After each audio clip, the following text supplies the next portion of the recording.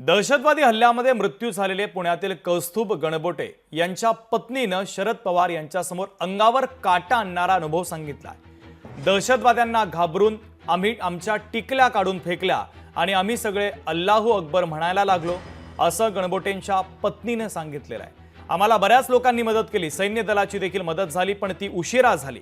आमच्या समोर त्यांना गोळ्या घातल्या असं देखील त्यांनी सांगितलेलं आहे। त्यांनी सांगितलेला हा सगळा प्रकार आणि अनुभव, जे कथन त्यांनी केलं ते अक्षरशः अंगावर काटा आणणारं आहे।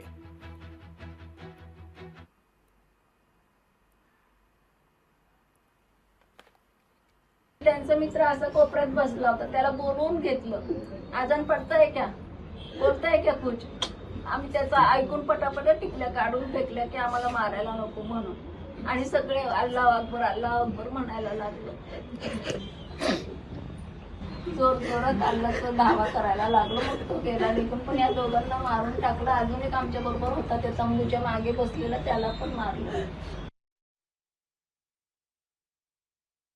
क्रिया देखील आपण ऐकलेली आहे आणि हा आक्रोश देखील आपण पाहतोय। आम्ही अल्लाहू अकबर अशा घोषणा द्यायला लागलो होतो, कारण ते आम्हाला मारत होते। कौस्तुभ गणबोटेंच्या पत्नीनं हा सगळा थरार, त्यावेळेस नेमकं काय घडलं हे सगळं कथन शरद पवार यांच्या समोर केलेलं आहे।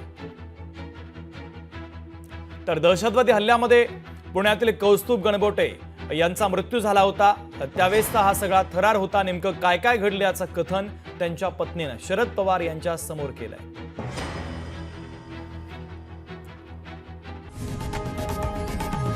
लोकशाही मराठी ऐका, पहा, जागरूक रहा।